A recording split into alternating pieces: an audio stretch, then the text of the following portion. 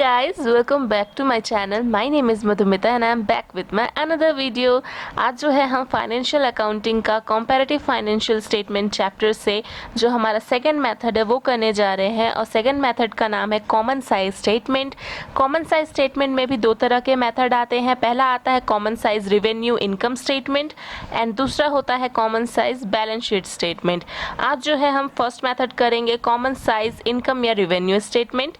तो चलिए बिना देरी के ये वीडियो स्टार्ट करते हैं। गाइस, मैं अपने बुक का क्वेश्चन नंबर 26 आपको सॉल्व करके दिखाऊंगी जिसमें कहा गया है prepare a common size statement. इसमें स्पेसिफाई नहीं किया गया है कि आपको कॉमन साइज रिवेन्यू स्टेटमेंट बनाना है या कॉमन साइज बैलेंस शीट बनाना है। इट मीन्स कि आपको दोनों ही स्टेटमेंट इस क्वेश्चन में सॉल्व करने हैं क्योंकि इन्फॉर्मेशन आपको दोनों की ही दी गई है, प्रॉफिट एंड लॉस की भी और बैलेंस शीट की भी। लेकिन आज इस टॉपिक में हम क्योंकि रिवेन्यू स्टेटमेंट के बारे में पढ़ रहे हैं तो मैं सिर्फ रिवेन्यू स्टेटमेंट बनाऊंगी और फिर इसी क्वेश्चन को कैरी आउट कर दूंगी नेक्स्ट वीडियो में जिसमें हम कॉमन साइज बैलेंस शीट बनाना सीखेंगे। तो आज चलिए पीएल का डिटेल लेके हम अपना रिवेन्यू स्टेटमेंट बनाना स्टार्ट करते हैं। सबसे पहले देखेंगे कि क्या क्या दिया गया है पीएल अकाउंट में। रिवेन्यू है मीन सेल्स है, परचेस, फिर यह change in inventory, employ benefit expense, financial cost, depreciation, other expense, total expense, profit before tax income and profit after tax. ये जो हमारा क्वेश्चन है गाइस वो कंपनीज एक्ट 2013 के अकॉर्डिंग जो बैलेंस शीट है उस फॉर्मेट के अकॉर्डिंग ही दिया गया है। पिछली वीडियोस में हमने गाइस अपना कंपैरेटिव स्टेटमेंट किया था, रिवेन्यू स्टेटमेंट भी और बैलेंस शीट स्टेटमेंट भी किया था और उसका लिंक जो है डिस्क्रिप्शन बॉक्स में है गाइस, तो आप प्लीज वहां से जाके उन वीडियोस को देखिएगा। जो भी स्टेटमेंट गाइस आप बनाओगे सबसे पहले उसका हेडिंग देना बहुत जरूरी है। जैसे कि मैंने यहाँ लिखा है कॉमन साइज इनकम स्टेटमेंट, अगर मैं बनाती कंपैरेटिव तो लिखती कंपैरेटिव इनकम स्टेटमेंट। ठीक, क्वेश्चन में जो दिया रहेगा उस हिसाब से आप हेडिंग लिखोगे।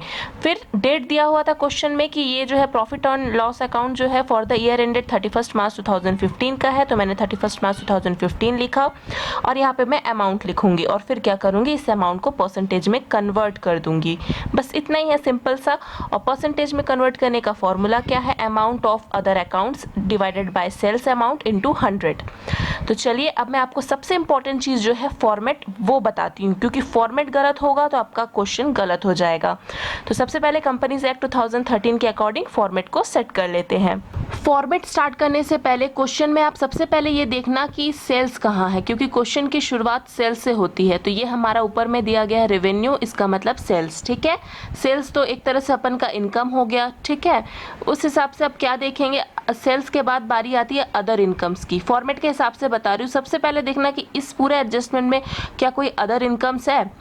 मैंने जहां तक देखा मुझे यहाँ पे कोई भी अदर एक्सपेंस मतलब अदर इनकम नहीं नजर आया। तो इनकम के हिसाब से हमारे पास बच गया सिर्फ सेल्स। सबसे ऊपर में लिखेंगे रिवेन्यू फ्रॉम ऑपरेशन जो कि है हमारा सेल। ठीक है, इनकम सबसे पहले लिखेंगे, इनकम है हमारा सेल, ब्रैकेट में आप कर दो इसको सेल और यहाँ पे ना आप यहाँ पे 11 लाख लिख लो। ठीक है, जो अमाउंट है वो लिख लो। सेल के बाद जो बारी आती है वो होती है अदर इनकम की। अगर सेल जैसे अपना इनकम हो गया, हमने कमाया जो पैसा वो हमने इनकम एज ए इनकम लिखा और इसके साथ भी अगर कोई अदर इनकम्स है तो यहाँ पे हम ऐड कर देंगे इसको।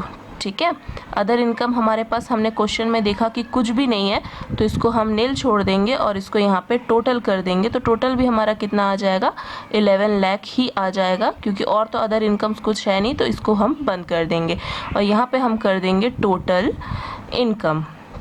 ये हो गया हमारा इनकम का पोर्शन कंप्लीट। इनकम का कैलकुलेशन तो हो गया गाइस। अब हम देखेंगे कि हमारे पास क्या क्या खर्चे हैं। ठीक है, एक्सपेंस खोजेंगे, है ना।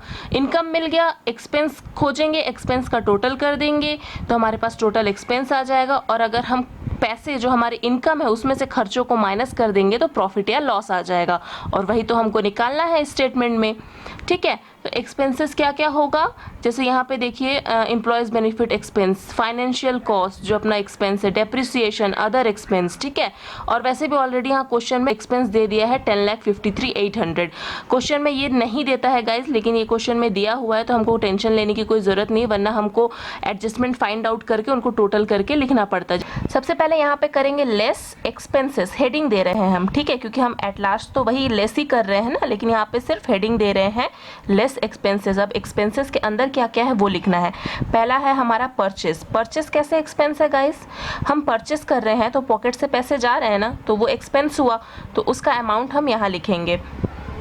दूसरा एक्सपेंस क्या है? दूसरा एक्सपेंस है चेंज इन स्टॉक। ठीक है, हमने वहाँ क्वेश्चन में देखा स्टॉक का चेंज दिया हुआ था, तो चेंज इन स्टॉक अमाउंट दिया गया है क्वेश्चन में, वो आप यहाँ लिखोगे। तीसरा खर्चा है एम्प्लॉय बेनिफिट एक्सपेंस। ठीक, ये भी अपन ने देखा क्वेश्चन में दिया गया है, तो ये हो गया हमारा खर्चा। जितने खर्चे हैं सबको लिखना है, अमाउंट को भी यहाँ लिखते जाइएगा। अगला है फाइनेंशियल कॉस्ट। फाइनेंशियल कॉस्ट भी एक तरह से अपना खर्चा है, इसको भी आपका अमाउंट यहाँ पे लिख देना। और ई नंबर जो है वो है हमारा डेप्रिसिएशन एंड एमोटाइजेशन का जो खर्चा है, यहाँ पे इसका अमाउंट लिख देना। और लास्ट जो एक और खर्चा हमने देखा जो दिया था अदर एक्सपेंस का खर्चा था, मतलब और भी जो छोटे मोटे खर्चे हैं वो यहाँ पे इन्होंने दे दिया है।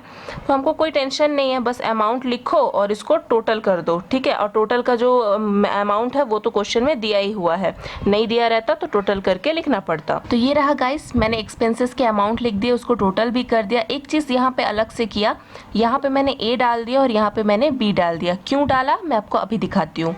इसके बाद का प्रोसेस क्या होगा, इसके बाद हमारा आएगा प्रॉफिट बिफोर टैक्स। अब हमको प्रॉफिट निकालना है टैक्स के पहले का। ठीक है, यहाँ पे लिखेंगे प्रॉफिट बिफोर टैक्स, मतलब इसमें से टैक्स अभी भी माइनस नहीं हुआ है। अब यहाँ पे काम आएगा हमारा ए माइनस बी, जो हमने देखा कि जो अपना इनकम है उसमें से हम एक्सपेंस को माइनस कर देंगे तो हमारा प्रॉफिट आ जाएगा बिफोर टैक्स। टैक्स कैलकुलेट या डिडक्ट करने से पहले जो प्रॉफिट है वो यहाँ पे आएगा, हमारा आएगा 46,200 प्रॉफिट बिफोर टैक्स। अब हम क्या करेंगे, यहाँ से लेस कर देंगे टैक्स। टैक्स हमेशा लेस होता है पीबीटी से, मतलब इसका शॉर्ट फॉर्म पीबीटी है। क्वेश्चन में टैक्स जो है 23,100 दिया गया था। अगर कुछ परसेंटेज होता तो हम क्या करते, यहाँ पे परसेंटेज लिखते, इसके ऊपर परसेंटेज कैलकुलेट करते। ठीक है, मान लीजिए दिया होता है 30% टैक्स, तो क्या करते, पीबीटी जो निकला 46,200 उसका 30% करके यहाँ पे लिखते। लेकिन यहाँ पे कोई झंझट नहीं है, क्वेश्चन ईजी है, इसने दे दिया पहले ही, तो यहाँ से इसको लेस कर देंगे तो आएगा क्या आएगा, प्रॉफिट आफ्टर टैक्स आएगा। टैक्स कैलकुलेट करने के बाद जो प्रॉफिट आया वो हम यहाँ लिखेंगे और यही हमारा फाइनल आंसर होगा। कितना आएगा आपका 23,100। ठीक, 23,100 जो है हमारा प्रॉफिट आफ्टर टैक्स आएगा। ये हो गया हमारा कंपनीज एक्ट के according profit and loss account तैयार। अब हम अपने मेन कैलकुलेशन की तरफ बढ़ते हैं, लेकिन मेन कैलकुलेशन तभी करेक्ट होगा जब फॉर्मेट सही होगा। तो मेन कैलकुलेशन में क्या करना है, ये जो अपने अमाउंट सेट किया इसको परसेंटेज में कन्वर्ट कर देना है, लेकिन सेल को बेस मान के। ठीक है, क्या किया इसने, परसेंटेज ऑफ ऑल अकाउंट करना है। फॉर्मूला क्या है, amount of other accounts divided by sales amount into 100। तो पहला हमारा क्या है, अकाउंट का जो अमाउंट है कितना है, 11 लाख है। 11 लाख लिख लिया हमने, डिवाइडेड बाय सेल्स अमाउंट कितना है, देख लीजिए सेल्स का अमाउंट क्या है, रेवेन्यू फ्रॉम सेल 11 लाख है, तो ये भी हमारा 11 लाख ही होगा। ठीक है, अब इंटू 100, तो ये कितना आ जाएगा 100%। ठीक, परसेंटेज का साइन देना है गाइस 100%। ठीक, ये अदर अकाउंट्स लिया, मतलब जो अकाउंट चल रहा है, सेल का अकाउंट है तो 100 लाख लिया, और डिवाइडेड बाय भी सेल किया। क्यों किया, क्योंकि फॉर्मूला के अकॉर्डिंग था। ठीक है, अब यहाँ पे हमारे पास अदर इनकम कुछ नहीं है तो ये भी गैप ही रहेगा। इसमें अगर सेम चीज़ करेंगे तो हमारा कितना आएगा, 100% ही आएगा, तो इसको हम दोबारा नहीं करते हैं। आप चाहे तो यहाँ पे कर लो, क्या करना है, 100 लाख करना है, क्योंकि अकाउंट हेड कितना है, 100 लाख ही है, डिवाइडेड बाय 100 लाख करना है, सेल्स का अमाउंट इंटू 100। ठीक है, अगला अकाउंट हेड है परचेस का, तो परचेस अकाउंट हेड है तो अकाउंट हेड का अमाउंट ऊपर लिखेंगे, परचेस 6,80,000 डिवाइडेड बाय भी क्या होगा, सेल्स का अमाउंट होगा 11 लाख। 11 लाख लिखेंगे और मल्टीप्लाइड बाय 100, परसेंटेज का साइन लगाना, आंसर लिखो। 20,000 अकाउंट हेड हमारा 20,000 divided by sales amount 11 lakh.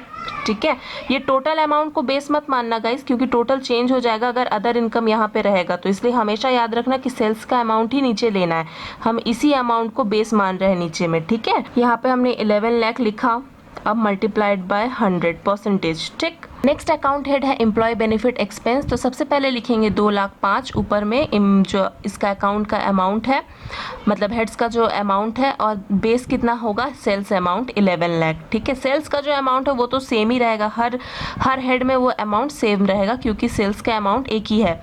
यहाँ पे आ जाएगा 43,000 जो आपका अकाउंट हेड है, डिवाइडेड बाय 11 लाख। ठीक है, 11 लाख इंटू 100, कंपैरेटिव स्टेटमेंट में क्या होता था गाइस कि हम डिफरेंस लेते थे। 2 साल गिवन होता था, वहाँ 2 साल का डेटा गिवन होता था। यहाँ पे जैसे 1 साल का डेटा गिवन है, वहाँ 2 साल का डेटा गिवन होता है और उसका डिफरेंस लेके हम इस चीज़ को सॉल्व करते हैं। वो चीज़ आप मेरे वीडियोज़ में देख सकते हैं जाके गाइस, लिंक डिस्क्रिप्शन बॉक्स में है। नेक्स्ट है 95,000 डिवाइडेड बाय 11 लाख इंटू 100, ये भी आपका परसेंटेज में आएगा। और एंड में आ जा रहा है 10,800 other expense divided by 11 lakh into 100। ठीक, आप इसका आंसर निकालो गाइस, मैं भी कैलकुलेट करके यहाँ पे लिखती हूँ। मैंने अपना आंसर कैलकुलेट कर लिया है गाइस, आप भी यहाँ से एक बार चेक कर लीजिएगा कि आपका सेम आंसर आ रहा है कि नहीं। अब यहाँ पे करने के बाद बी में जो अपना टोटल है 10,53,800, इसका भी हम परसेंटेज में कन्वर्ट करेंगे सेल से और ये आएगा 95.8%। फिर क्या है लास्ट में, ये 3 चीज़ें हैं सेम, इस तीनों का भी वैसा ही करेंगे। अकाउंट्स हेड है 46,200 डिवाइडेड बाय 11 लाख जो आपका सेल अमाउंट है इंटू 100, और अगला है 23,100 जो अपना टैक्स अमाउंट है और 11 लाख इंटू 100। ठीक, और ये जो टोटल अमाउंट है इसका भी हमको करना है 23,100 डिवाइडेड बाय 11 लाख इंटू 100, और इसका भी परसेंटेज में कैलकुलेट करके आपको लाना है। ये आ गया 4.2%, ये आ गया 2.1% एंड ये भी आ गया 2.1%। तो गाइस हमारा क्वेश्चन यहीं पे एंड होता है। ये रहा आपका कॉमन साइज रेवेन्यू या इनकम स्टेटमेंट। आशा करती हूँ गाइस आपको ये वीडियो पसंद आया होगा। प्लीज़ वीडियो पसंद आने पे ढेरों सारा लाइक, चैनल को सब्सक्राइब एंड वीडियो को शेयर ज़रूर कीजिएगा। और कोई भी क्वायरीज हो तो प्लीज़ कमेंट बॉक्स पर लिख कर भेजिएगा। Thank you guys.